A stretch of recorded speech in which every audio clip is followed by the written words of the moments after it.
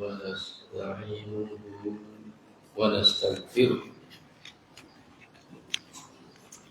ونعوذ بالله من شرور أنفسنا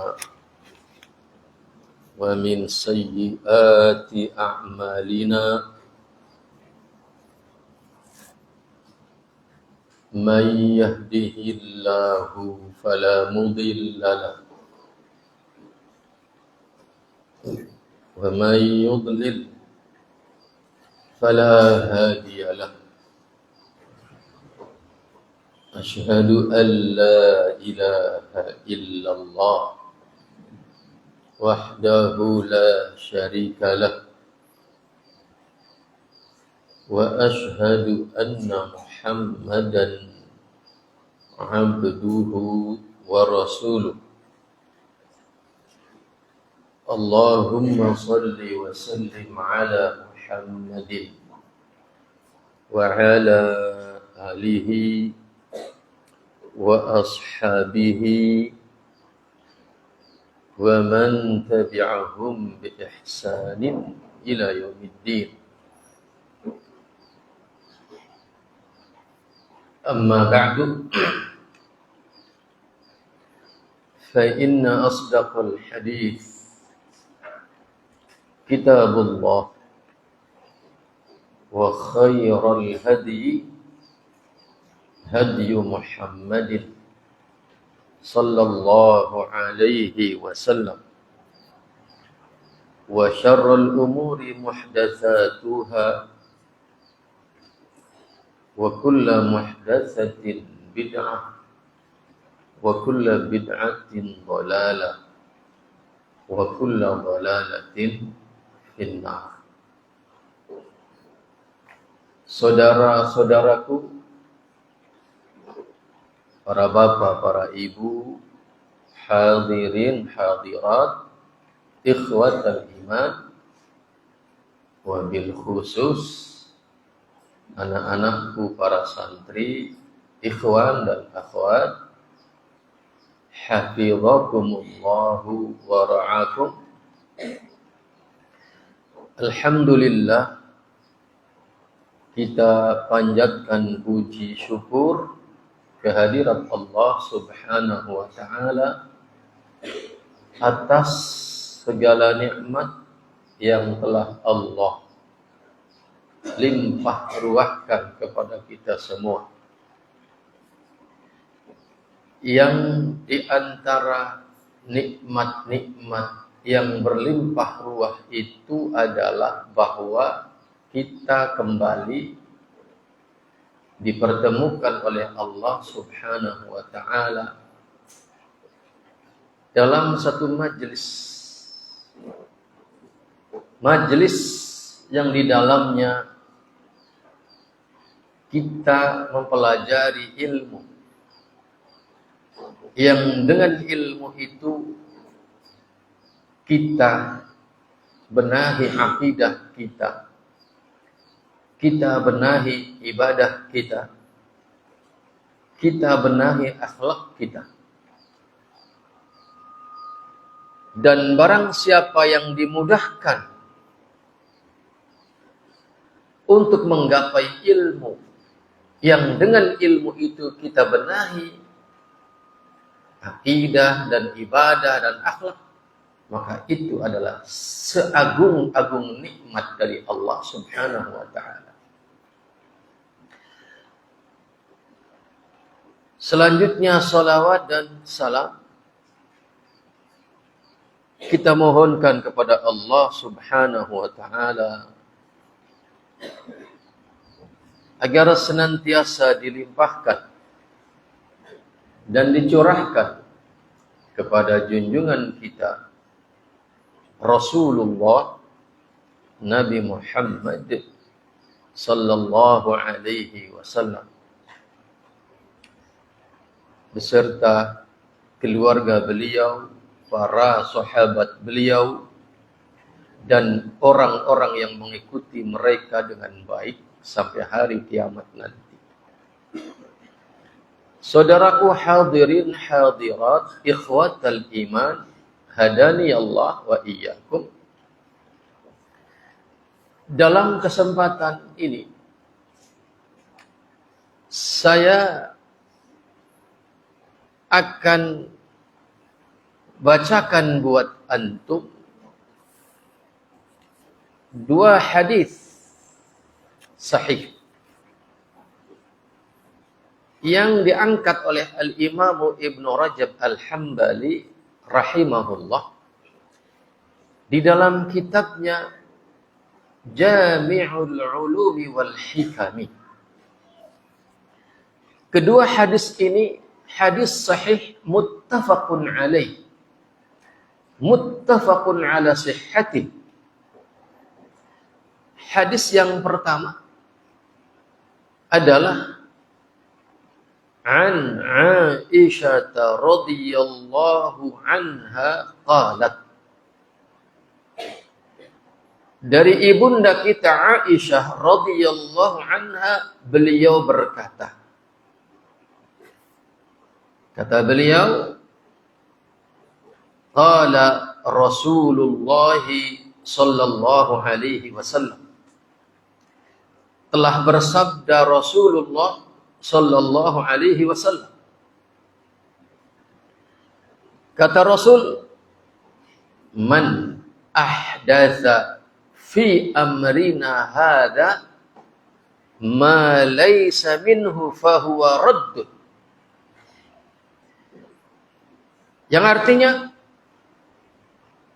barang siapa yang ahdatsa, mengada-ada, fi amrina, dalam perkara kami, yaitu agama ini,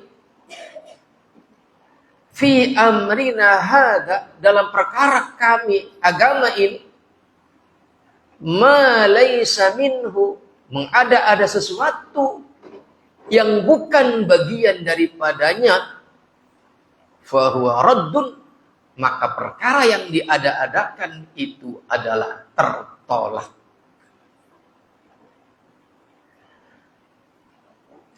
Dalam riwayat yang lain yang diriwayatkan oleh Al-Imam Muslim, kata Nabi, man amila amalan laisa alaihi amruna fahuwa raddun. Barang siapa yang mengamalkan suatu amalan yang tidak ada perintah kami, kata Rasul, maka dia adalah tertolak. Ini hadis yang pertama.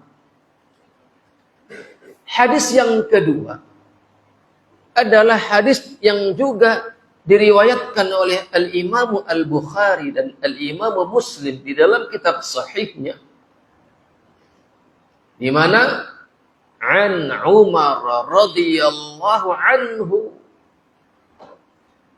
dari Umar bin Khattab radhiyallahu anhu, qala, beliau berkata, kata beliau, sami'tu Rasulullah sallallahu alaihi wasallam yaqul, aku telah mendengar Rasulullah sallallahu alaihi wasallam bersabda. Kata Rasul, innamal a'malu binniyati. Sesungguhnya hanyalah amalan-amalan itu adalah pasti dengan niat. Amalan itu pasti hanya dengan niat.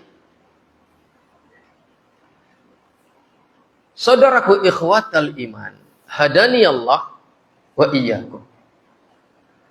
Kata Al-Imam Ibnu Rajab Al-Hambali rahimahullah, di dalam kitabnya ini Jami'ul Ulumi wal Hikam, beliau mengatakan hadis yang pertama tadi, yaitu hadis yang berbunyi man ahdatsa fi amrina hadza ma laysa minhu fahuwa raddun, atau man amila amalan laysa alaihi amruna fahuwa raddun. Barang siapa yang mengada-ada dalam perkara agama ini yang tidak ada perintahku atas perkara itu, maka dia tertolak. Kata Al-Imam Ibnu Rajab Al-Hambali rahimahullah, hadis ini adalah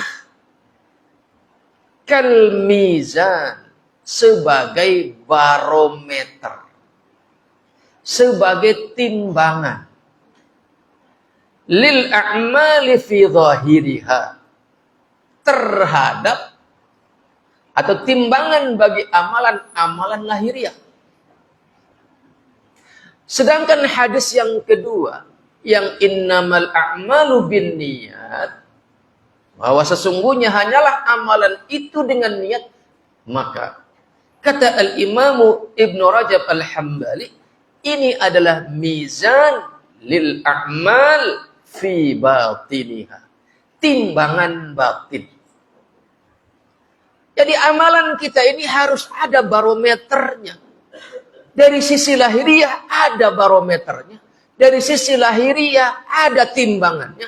Dari sisi batin ada timbangannya. Dan inilah timbangannya dua hadis ini.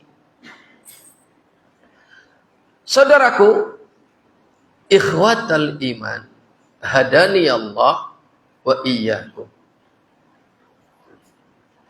Artinya, amalan-amalan lahiriah,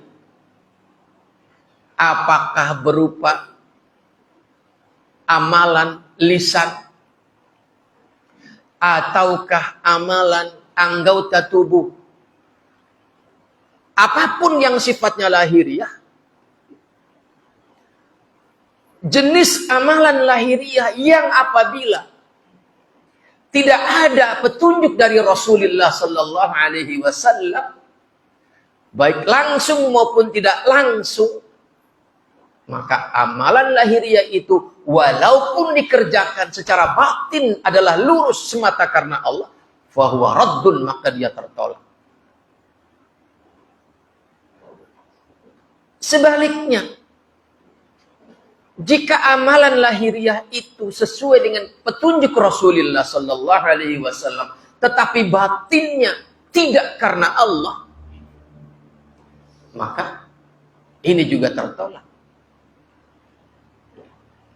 Sehingga para ulama mengatakan bahwa amalan itu adalah amalan salihan, bahwa dia adalah ibadah qurbah ilallah, adalah harus berpijak di atas dua mizan ini, dua timbangan ini. Yaitu apa? Lahiriahnya harus sesuai dengan petunjuk Rasulullah Sallallahu Alaihi Wasallam, batiniahnya harus ikhlas semata karena Allah Subhanahu Wa Taala. Apapun amalan yang kita klaim dalam rangka qurbah ilallah, pendekatan diri kepada Allah Subhanahu Wa Taala, harus niatnya adalah ibtigha'a wajhillah, mencari wajah Allah, mencari ridho Allah Subhanahu Wa Ta'ala. Sedangkan praktek lahiriahnya adalah harus sesuai dengan petunjuk Rasulullah, harus sesuai dengan contoh yang dicontohkan oleh Rasul langsung ataupun melalui para sahabatnya. Saudaraku ikhwatal iman, hadani Allah wa iyyakum. Apabila hilang salah satu dari dua timbangan ini, maka itu bukan hanya tertolak, bahkan itu adalah kemaksiatan. Orang yang melakukan amaliyah ibadah qurbah ilallah, tidak berpijak kepada dua mizan ini, maka bukan hanya tertolak sebagaimana disebutkan dalam hadis ini, bahkan dalam hadis yang lain yang juga diriwayatkan oleh Al-Imamu Muslim, kata Nabi, itu akan mendatangkan laknat dari Allah Subhanahu Wa Ta'ala. Di mana Al-Imamu Ali radhiyallahu anhu pernah meriwayatkan bahwa Nabi bersabda, la'anallahu man awa muhdithan. Allah melaknat orang-orang yang membackup para pelaku ihdas.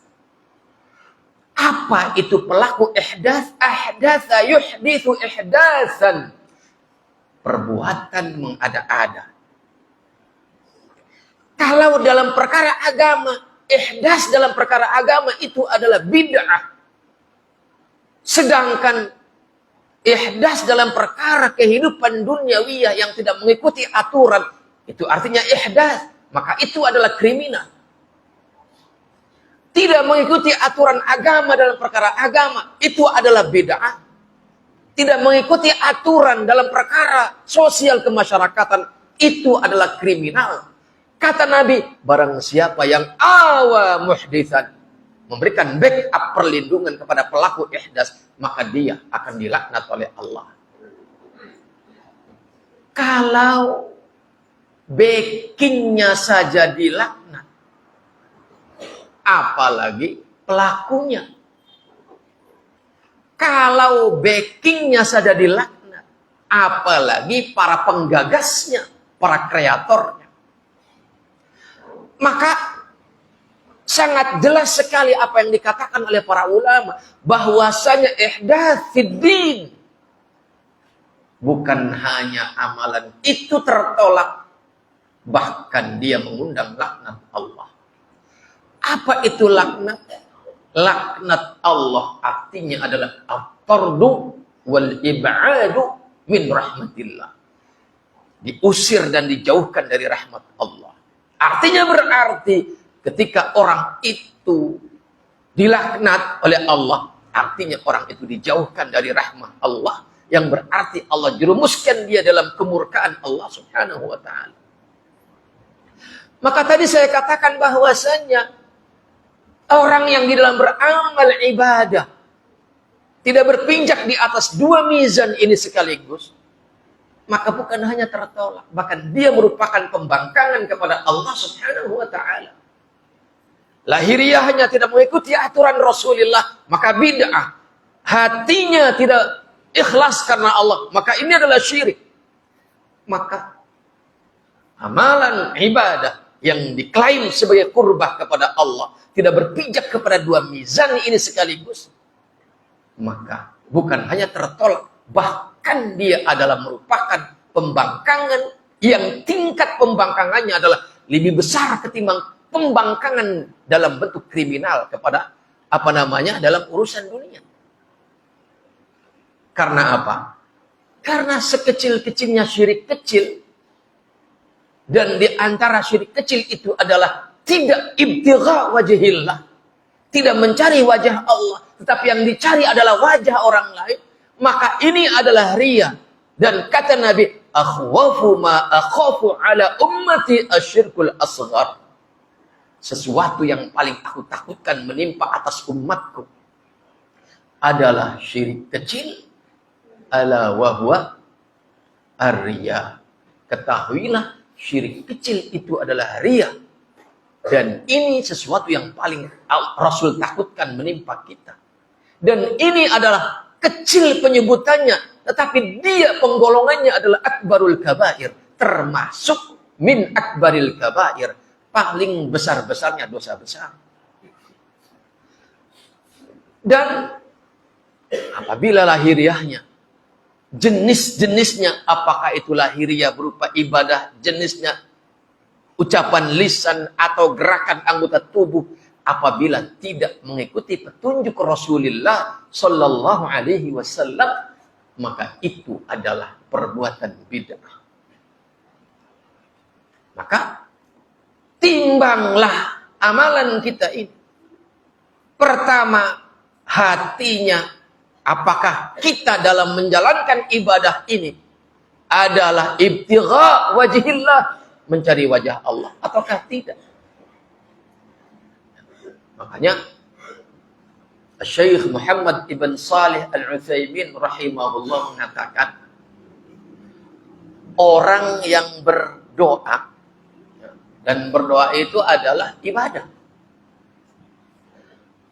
Kata beliau, barang siapa yang berdoa semata menginginkan dikabulnya apa yang dia minta kepada Allah dalam doanya, dengan orang yang berdoa selain ingin dikabul permintaan dalam doanya, juga dia niatkan taqarrub kepada Allah, maka yang kedua ini yang diniatkan, selain menginginkan apa yang dia minta dikabulkan, juga hatinya dia niatkan taqarrub kepada Allah Subhanahu wa taala, maka ini lebih afdal ketimbang orang yang berdoa semata hanya menginginkan apa yang dia minta itu dikabulkan. Artinya ini urusan hati. Dan urusan lahiriahnya adalah hendaknya kita timbang. Apakah ini ada perintah dari Rasul? Apakah ini ada contoh dari Rasul dan para sahabatnya? Karena sebagaimana dikatakan oleh Al-Imam Malik rahimahullah, Al-Imam yang berjuluk Imamu Daril Hijrah, karena beliau tinggal di Madinah. Kata Al-Imam Malik rahimahullah, "Ma lam yakun yawma idzin dinan, fala yakunul yawma dinan." Apa-apa yang pada hari itu, hari-harinya Rasul dan para sahabatnya tidak dikenal sebagai bagian daripada agama, fala yakunul yawma dinan, maka sampai hari ini, sampai kapanpun jangan dianggap sebagai bagian daripada agama. Maka ikhwatal iman, hadani Allah wa iyyakum, as-sunnah itu dikatakan as-sunnah kata para ulama adalah apa? Yaitu melihat kepada apa yang diucapkan dan ditetapkan dan disetujui dan dicontohkan oleh Rasul, atau juga apa yang telah disepakati oleh para sahabat, atau yang telah dicontohkan oleh para sahabat. Maka Nabi mengatakan bahwasannya at-ta'ifah al-mansurah adalah ma ana alaihi al-yawma wa ashabi. Kelompok yang dijanjikan keselamatan oleh Allah adalah mereka yang di dalam beragama berpijak di atas apa yang hari ini aku dan para sahabatku berpijak di atasnya. Ya, maka kata Al-Imam Asy-Syatibi rahimahullah mengatakan bahwa apabila ada amalan atau ada ajaran dan ujaran yang oleh pengusungnya dinisbatkan sebagai bagian daripada ajaran Islam, maka apabila ternyata amalan atau ajaran atau ujaran itu tidak dikenal oleh satu saja sahabat Rasul, bukan sebagai bagian daripada Islam, maka tolaklah itu. Saudaraku ikhwatal iman, hadani Allah wa iyyakum. Maka selain niat ini harus dalam rangka ibtigha wajhillah, semata mencari wajah Allah. Itulah timbangan batinnya, juga lahiriahnya, yakni jenisnya, jumlahnya, kaifiyahnya, waktunya, tempatnya, sababiyahnya, semua itu adalah harus sesuai dengan petunjuk Rasulullah Sallallahu Alaihi Wasallam. Semua itu harus dikenal sebagai bagian daripada Islam oleh para sahabatnya. Maka apabila ada sebuah amalan jenisnya benar datang dari Allah dan Rasulnya, tetapi kalau kemudian sebabnya tidak dikatakan sebab untuk munculnya jenis ibadah itu, maka ini kita harus tolak. Contoh, ada amalan yang bernama sholat zuhur. Ya. Di antara kronologi munculnya sholat zuhur adalah ada sebabnya. Apa sebabnya? Ketika matahari sudah tergelincir. Ya, matahari sudah tergelincir ke arah barat. Itu adalah sabab kauni yang ditetapkan oleh Allah Subhanahu wa taala sebagai sebab munculnya ibadah salat zuhur. Kemudian antum menjadikan salat zuhur sababiyahnya bukan karena telah tergelincirnya matahari ke arah barat, tetapi ketika matahari baru berada masih di wilayah bagian timur garis khatulistiwa. Maka ini artinya apa? Jenis ibadahnya benar, bacaannya, rakaatnya, rukuknya, sujudnya, jenisnya iya. Tetapi sababiyah waktunya bukanlah ditetapkan oleh Allah dan Rasulnya. Maka ini adalah kemaksiatan. Ini adalah tertolak dan ini adalah kemaksiatan. Di sini tidak berlaku lebih cepat, lebih baik. Tidak berlaku. Tetap harus nunggu sampai setelah matahari tergelincir. Maka jenis ibadah, jumlah ibadah, kalau sudah dikatakan 4 rakaat, ya ikuti. Kalau dikatakan sholat subuh itu 2 rakaat, ya ikuti. Jangan kemudian antum jadi imam sholat subuh. Ya. Kemudian sebelum takbir antum menghadap kepada para makmum. Sawu sufufakum fa inna taswiyatas sufuf min iqamatis shalah. Luruskan barisan kalian, karena lurusnya barisan dalam sholat adalah bagian daripada menegakkan sholat. Bahkan kata Nabi, berbarislah kalian seperti berbarisnya para malaikat. Para sahabat bagaimana berbarisnya para malaikat di hadapan Allah? Kata Nabi, mereka tidak membuat barisan kedua kecuali barisan pertama sudah penuh. Kemudian setelah meluruskan barisan, sang imam mengumumkan, subuh hari ini sholatnya kita bukan 2 rakaat, tapi 4 rakaat. Seumpama ada imam kayak gitu. Nggak berlaku. Ya, nggak berlaku seruan ini. Walaupun dia bilang, apa salahnya? Bacaan rakaat ketiga dan keempat dalam sholat subuh yang kita laksanakan hari ini, nggak ada bedanya dengan rakaat pertama. Sama kok Al-Fatihah. Menghadapnya ke kiblat. Rukuknya demikian, sujudnya demikian, bacaan rukuknya sama, bacaan sujudnya sama. Apa yang salah? Kata telinga begitu bacaannya sama, kata mata sama-sama menghadap kiblat. Kata logika sederhana mengatakan kalau yang 2 rakaat saja dapat pahala, mestinya apalagi yang 4 rakaat. Tapi seruan ini jangankan di hadapan para ulama, bahkan di hadapan kita orang awam pun kita akan menolaknya. Ya kan? Atau bahkan kita akan menyeret dia, ya, untuk kita gamparin dia. Ya kan? Karena apa? Ya tadi, tidak berlaku urusan logika dalam perkara ini. Kalau jumlahnya sudah ditetapkan bahwasanya sholat subuh adalah 2 rakaat, maka ikuti ketentuan itu.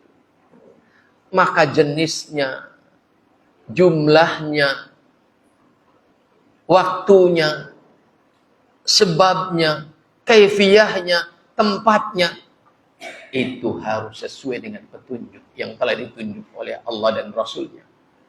Maka kalau ada orang melakukan satu ritual ibadah, jenisnya persis benar dengan petunjuk Rasulullah, tapi tempatnya bukan tempat yang ditetapkan oleh Allah dan Rasulnya sebagai tempat untuk ibadah itu. Contoh, ibadah haji.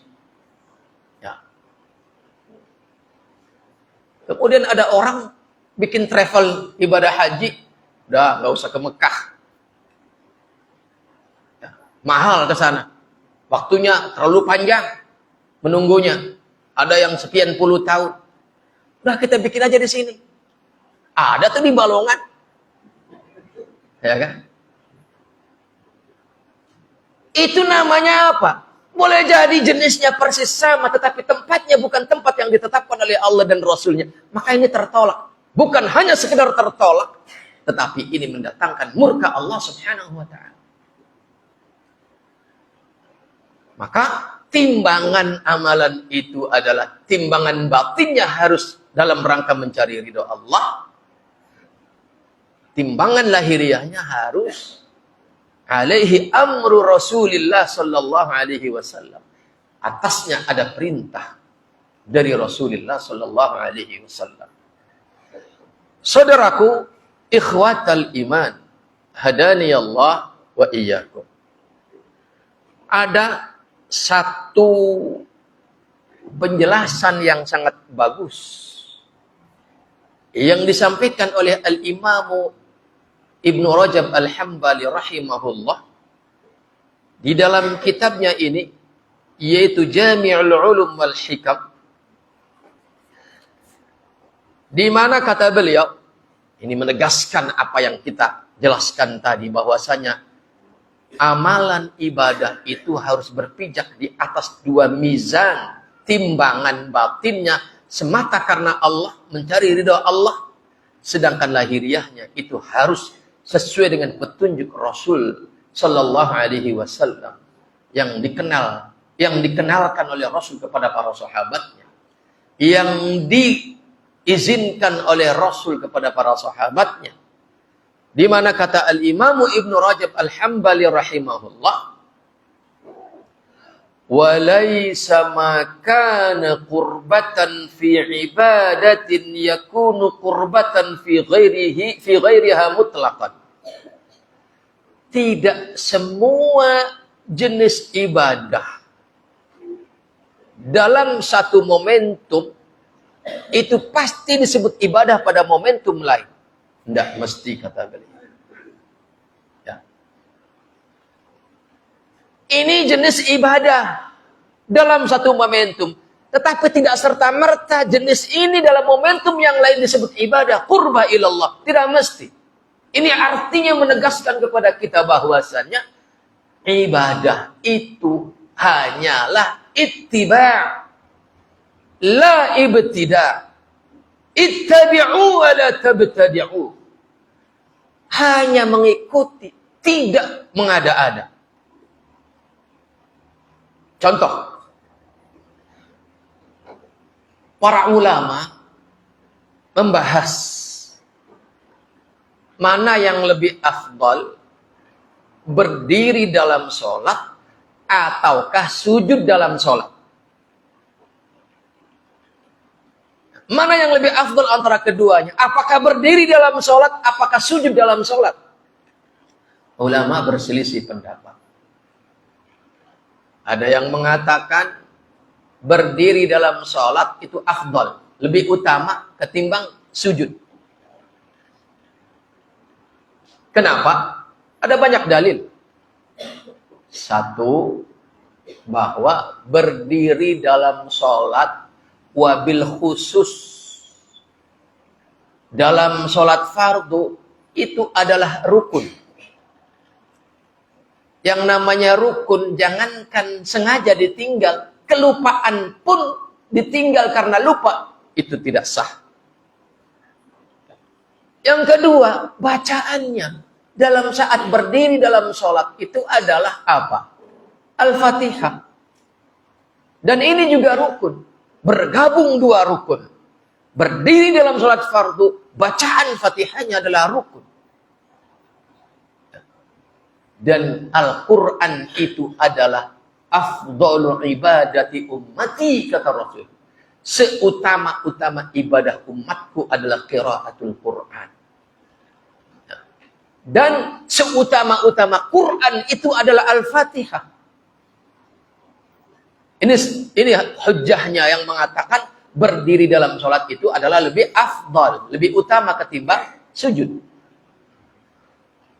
Yang kedua, dalam Al-Quran surat Al-Baqarah ayat 238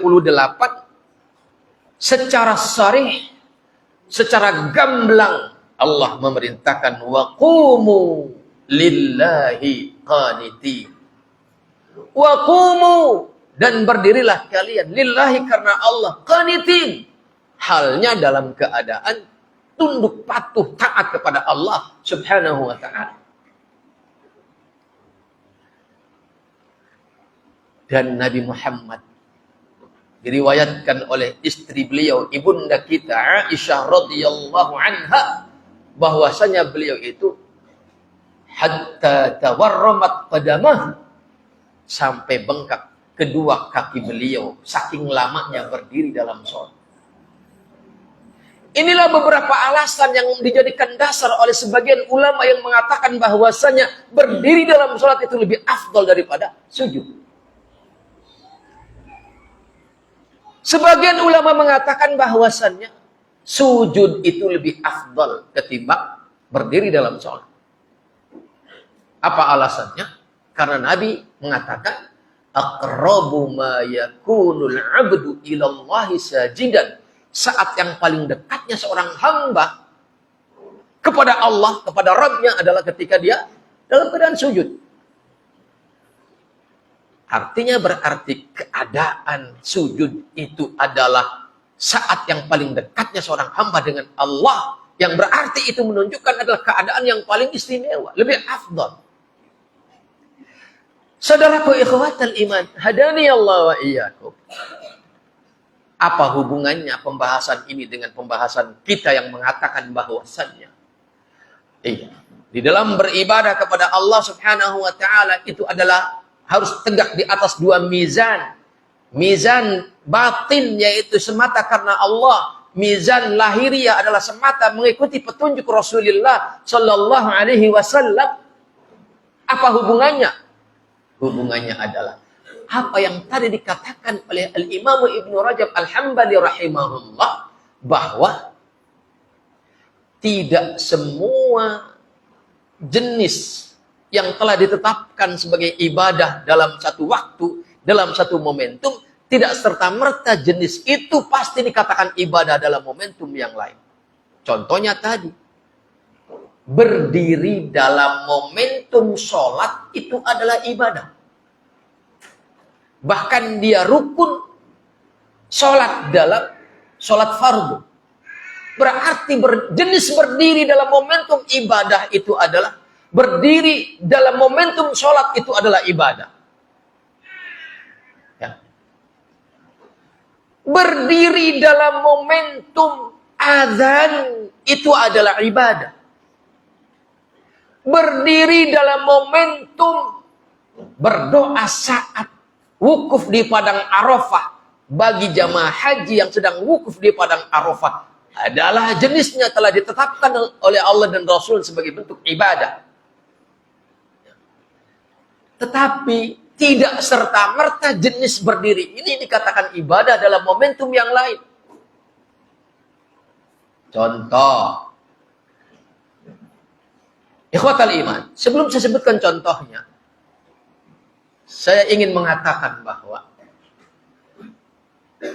ulama yang mengatakan berdiri dalam sholat itu adalah lebih afdal, maka faidah fikhiyahnya adalah hendaknya dia memperpanjang durasi berdirinya dalam sholat. Wabil khusus ketika dia sholat sendirian. Wabil khusus ketika dia bukan sebagai imam. Dan itulah yang dilakukan oleh Rasulullah sallallahu alaihi wasallam yang dikatakan oleh ibunda kita Aisyah radhiyallahu anha hatta tawarramat qadamah. Itu adalah Nabi sampai bengkak kedua kakinya karena lamanya berdiri. Itu dalam sholat sendirian, qiyamul lail. Itu faidah fikihnya. Sedangkan bagi ulama yang mengatakan bahwasannya keadaan sujud dalam sholat itu lebih afdal, maka faidah fikhiyahnya adalah hendaknya dia memperbanyak sholat, memperbanyak rakaat, memperbanyak sujud. Ikhwatal iman, hadani Allah wa iyyakum. Itulah maka kemudian ulama menjelaskan kepada kita bahwasanya witir yang sama-sama 3 rakaat antara yang satu salam ya, dengan yang 2 salam, maka lebih afdal yang 2 salam. Kenapa? Karena banyaknya amalan. Takbiratul ihramnya lebih banyak daripada yang 1 salam, 3 rakaat 1 salam. Kemudian tahiyatnya, kemudian tasyahudnya.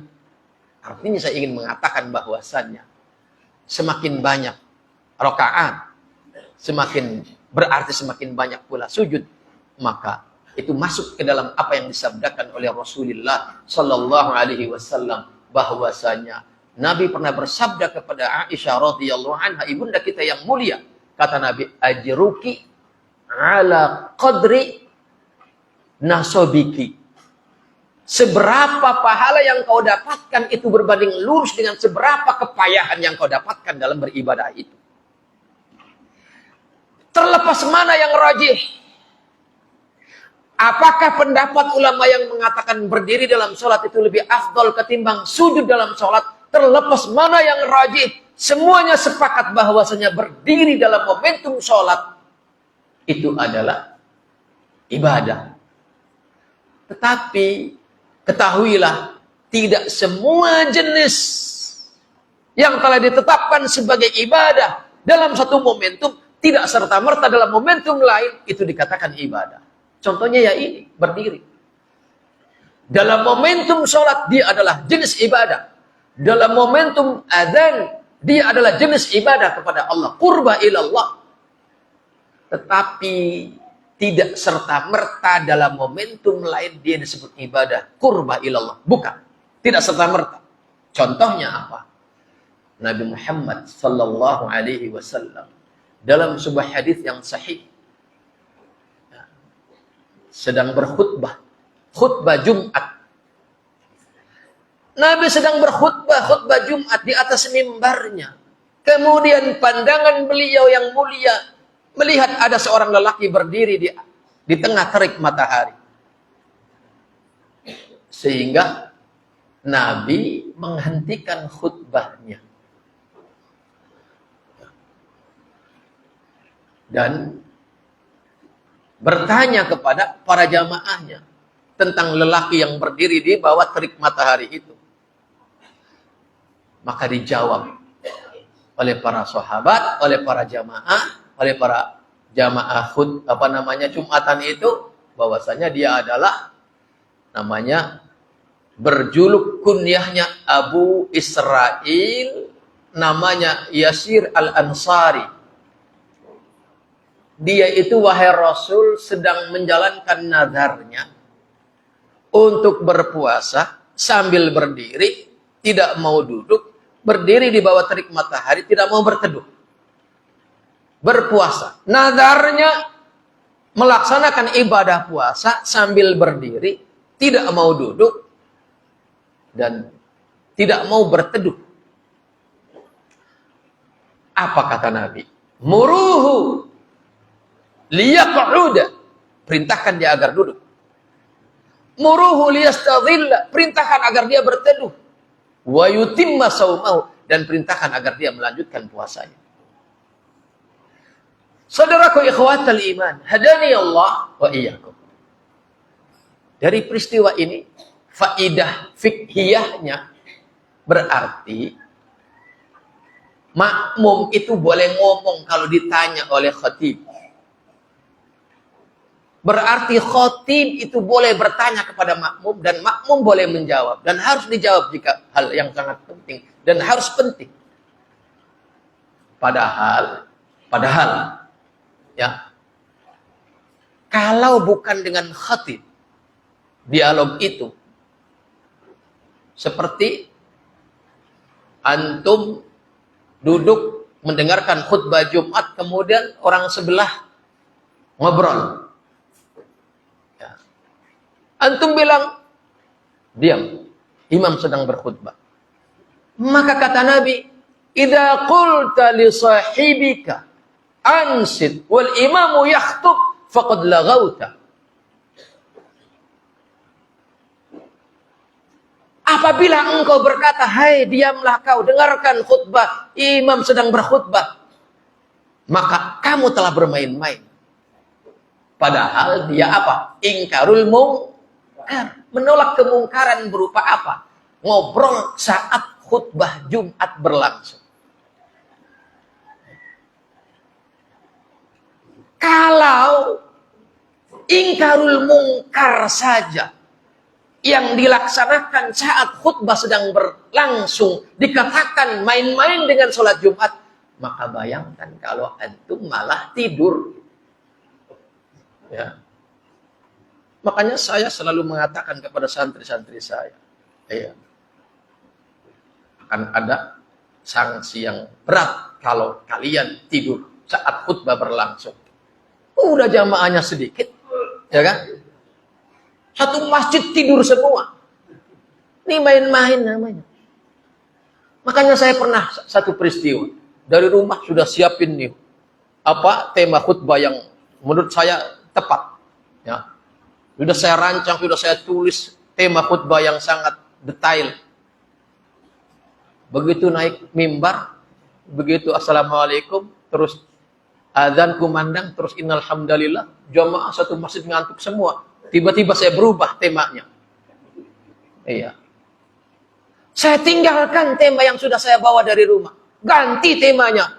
Apa?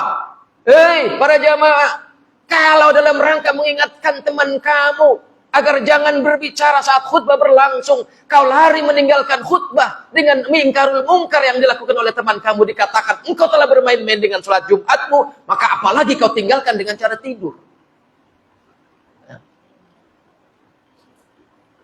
Artinya saudaraku ikhwatal iman, hadani Allah wa iyyakum. Maka khatib harus mengingatkan itu kepada jamaahnya. Ya. Rasul saat khutbah melihat ada orang berdiri di terik panas. Kata Rasul, apa itu dia yang dia lakukan? Kata para sahabat, dia bernadar puasa sambil berdiri di terik panas, tidak mau berteduh, tidak mau duduk. Kata Nabi, perintahkan dia untuk duduk, perintahkan dia untuk berteduh. Artinya saudaraku ikhwatal iman, contoh kasus ini menjadi contoh yang konkret apa yang dikatakan oleh Imam Ibnu Rajab Al-Hambali rahimahullah, bahwasanya tidak semua jenis yang ditetapkan ibadah dalam satu momentum tidak serta-merta dia jenis itu sebagai ibadah di dalam momentum yang lain.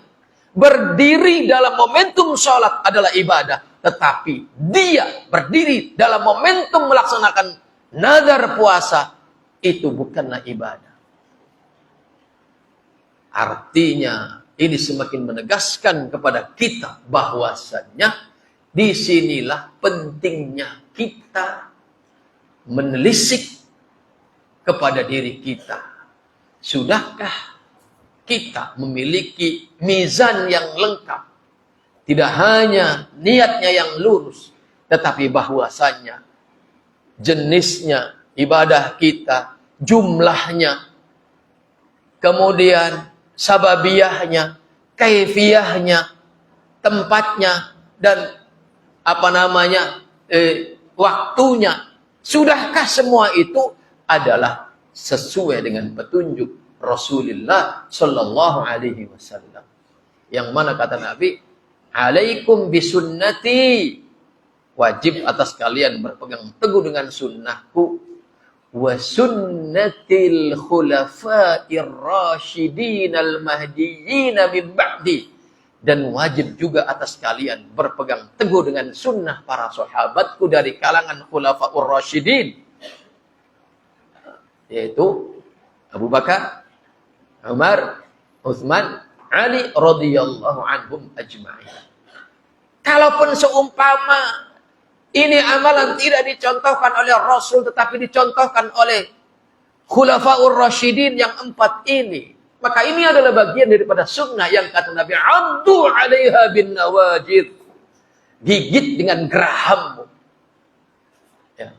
Gigit dengan gerahammu sebagai ungkapan akan betapa kita harus kokoh di dalam berpegang kepada sunnah. Sunnahnya Rasulullah dan sunnahnya para sahabat Rasulullah Sallallahu Alaihi Wasallam, wa ala ra'sihim, terdepan adalah Khulafaur Rasyidin radhiyallahu anhum ajma'in. Ikhwatal iman, hadani Allah wa iyyakum. Inilah beragama.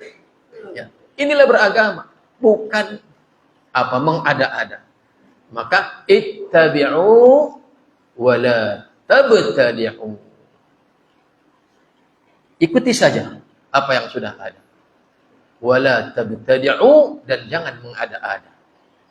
Maka 3 bulan sebelum Rasul wafat, ya, Allah menurunkan firman-Nya, al-yauma akmaltu lakum dinakum wa atmamtu 'alaikum ni'mati wa raditu lakumul Islam madina.